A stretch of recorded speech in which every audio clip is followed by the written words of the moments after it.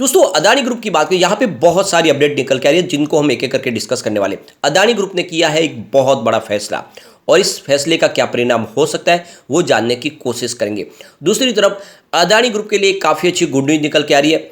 Adani group जिस तरह से अपने कारोबार में तेज़ी से आगे बढ़ रहे हैं उसमें उनको दूसरा एक सपोर्ट भी मिल रहा है। अब सपोर्ट किसका मिला है वो भी जानने की कोशिश करेंगे और अदानी ग्रुप को क्यों टाटा बिरला से जोड़ा जा रहा है वो भी जानने की कोशिश करेंगे। सबसे जो बड़ी बात है कि अदानी ग्रुप अपने बिजनेस में तेज़ी से आगे तो बढ़ रहे थे, लेकिन जैसे ही हिंडनबर्ग की रिपोर्ट निकल कर आई उसके बाद में अदानी ने अपनी रणनीति को बदला और जिस तरह से एग्रेसिव तरीके से वो नए नए सेक्टर में एंट्री करे थे उसमें उन्होंने ब्रेक लगाया।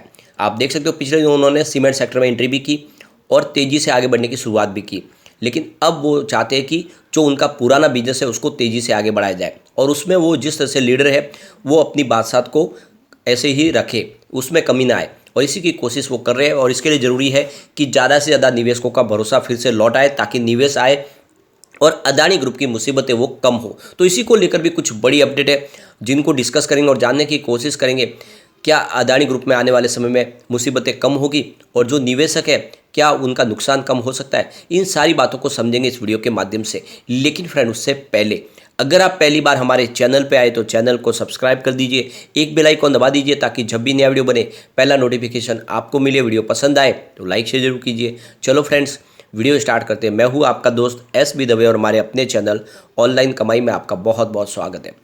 अदानी ग्रुप ने किया है बहुत बड़ा फैसला। अदानी ग्रुप ने जो गैस की कीमत है उसमें 8 रुपीज़ की कटौती कर ली है और इससे पहले देखें तो CNG और PNG की कीमत है वो महानगर गैस ने ऑलरेडी पहले से ही 8 रुपये कम कर दी थी। उसके अलावा जो घरेलू पाइपलाइन के माध्यम से जो गैस जाती है उसकी प्राइस में भी 5 रुपये की कटौती का ऐलान हुआ था। तो अब अदानी ग्रुप ने भी ये फैसला कर लिया है। तो आप देख सकते हो नेचुरल गैस के जो मूल्य निर्धारण के जो फॉर्मूले में बदलाव के बाद में कंपनियों ने CNG और PNG की कीमतों में कटौती शुरू कर दी है। इसी के तहत अदानी ग्रुप की कंपनी अदानी टोटल गैस ने भी CNG की कीमत में 8.13 रुपीज़ प्रति किलोग्राम के हिसाब से कटौती कर ली है। वही अदानी टोटल PNG के दाम में भी 5.06 प्रति घन सेंटीमीटर घटा दिया गया है और यह नई कीमतें आज यानी 8 अप्रैल से लागू हो गई है। इससे पहले गेल इंडिया की सब्सिडरी महानगर गैस लिमिटेड ने भी CNG और PNG के दाम घटाए थे। महानगर गैस CNG और PNG की कीमतों में 8 रुपये प्रति किलो और घरेलू पाइपलाइन की जो गैस की जो कीमत है उसमें 5 रुपये की कटौती का ऐलान पहले ही कर दिया है।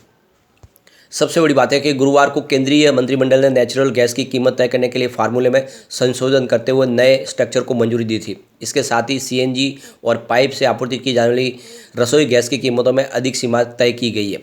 केंद्रीय मंत्री अनुराग ठाकुर ने बताया कि इस फैसले से CNG और PNG की कीमतें 10% तक घटेगी। CNG और PNG की कीमत अगस्त 2022 तक के लिए एक साल में 80% तक ऑलरेडी बढ़ चुकी थी, लेकिन अब यहाँ पे देख सकते हो कि जिस तरह से अंतर्राष्ट्रीय ऊर्जा कीमतों के आधार पर तय होती है अब यहाँ पे 10% की कमी आ सकती है। लोगों को काफ़ी बड़ी राहत मिल सकती है कि रसोई की गैस है जो उसकी प्राइस अब कम होगी।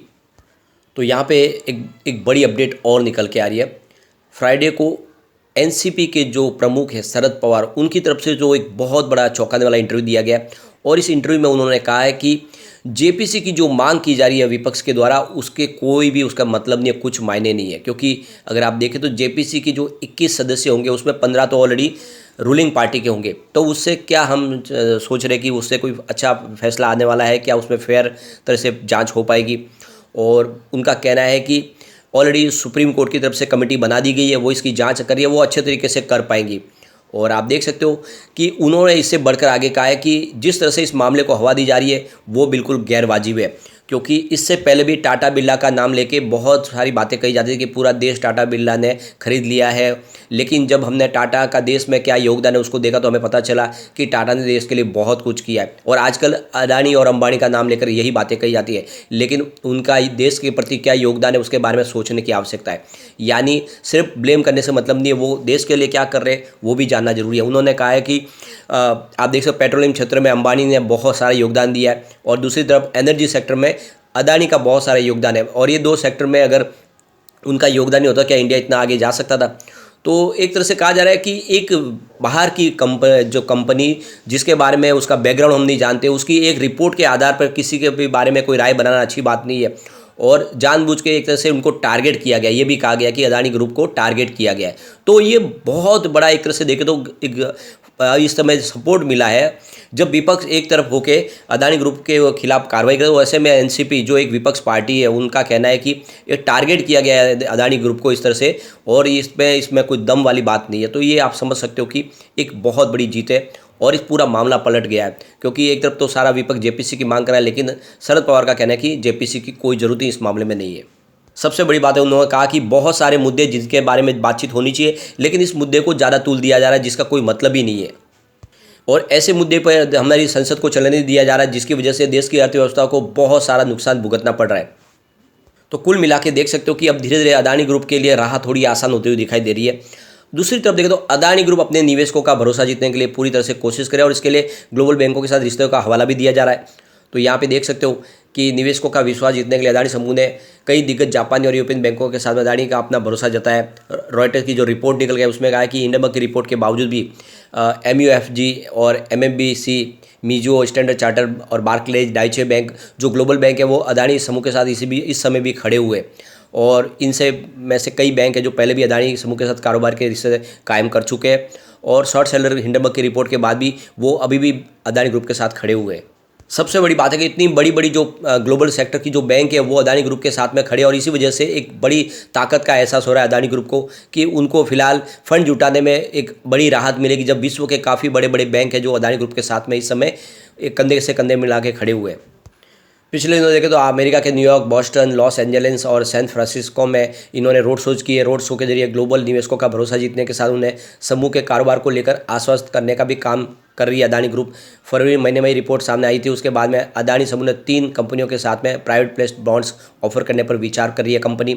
समूह के कारोबारी ने अमेरिका में निवेशकों से मुलाकात की है, जिसमें आप देख सकते हो ब्लैक रॉक, ब्लैकस्टोन और पैसिफिक इन्वेस्टमेंट मैनेजमेंट ये जो है उनके साथ इंटरेस्टेड है, और उनके साथ में प्राइवेट प्लेसमेंट के माध्यम से बॉन्ड्स जारी किए जाएंगे और इन बॉन्ड्स के माध्यम से फंड रेज किया जा सकता है।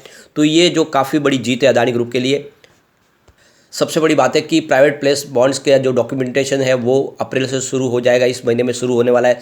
तो आप देख सकते हो कि सितंबर 2023 के पहले चरण में इनको लॉन्च किया जाएगा, जिसमें पहले चरण में करीब $450 मिलियन के बॉन्ड्स जारी किए जाएंगे, उससे फंड जुटाया जाएगा, और 10 से 20 साल के लिए समय मिलने वाला है इनको, और इसकी जो कूपन की रेट होगी वो 8% के आसपास रहने वाली है। तो एक तरह से काफ़ी बड़ी जीत है कि अदानी ग्रुप के लिए कहा जा रहा था कि अब उनको कोई कर्ज नहीं देगा, लेकिन वो बात यहाँ पे बिल्कुल गलत साबित भी हुई है, और हिंडनबर्ग का भी असर अब खत्म होता हुआ दिखाई दे रहा है, क्योंकि हिंडनबर्ग ने जो दूसरी रिपोर्ट पेश की अदानी ग्रुप के बाद में जैक डॉर्सी के ऊपर, तो उनकी जो ब्लॉक इंक कंपनी है उस पर कोई ज़्यादा खास असर नहीं पड़ा और शेयरों की प्राइस फिर से दौड़ने लगी। तो लोगों को भी समझ में आ गया है कि हिंडनबर्ग सिर्फ एक शॉर्ट सेलर है और इसको ज़्यादा तवज्जो नहीं देना चाहिए। तो इससे काफ़ी अच्छा एक मैसेज भी गया, और इसी वजह से भी देखें तो अदानी ग्रुप के साथ काफ़ी लोग जो खड़े हो चुके हैं। दूसरी तरफ देखें तो अदानी ग्रुप को NSE की तरफ से भी राहत मिली है। आप देखिए अदानी ग्रीन को NSE ने स्टेज 2 से स्टेज 1 में शिफ्ट कर लिया है, और ये जो है 10 अप्रैल से ये फैसला अब लागू हो जाएगा। तो आप देख सकते हो कि इससे पहले 28 मार्च को NSE BSE ने अदानी ग्रीन को long term ASM frame list में डाला था, लेकिन अब आप देखें तो ये फिर से शिफ्ट कर लिया गया है इसको स्टेज 1 में, और ये काफ़ी अच्छी बात है। फिलहाल 10 में से 5 जो कंपनियां हैं वो ASM लिस्ट में शामिल है, जिसपे NSE की BSE की निगरानी रखी गई है। लेकिन जिस तरह से यहाँ पे थोड़ी स्टेबिलिटी दिखाई दे रही है उसके हिसाब से यहाँ पे माहौल थोड़ा सा पॉजिटिव बना है, और इस वजह से भी NSE ने यह बड़ा कदम उठाया, जिसका हमें पॉजिटिव इफेक्ट देखने को भी मिलेगा। लेकिन अभी फ़िलहाल हमें सिर्फ इस मामले में वेट एंड वॉच करना होगा, क्योंकि मामला सुप्रीम कोर्ट के अधीन है। 6 सदस्यों की कमेटी इसकी जांच कर रही है, और जो भी रिपोर्ट है वो आएगी, उसके बाद में यहाँ पे एक तेज़ी का दौर शुरू हो सकता है। तो इसके लिए हमें वेट जरूर करना चाहिए।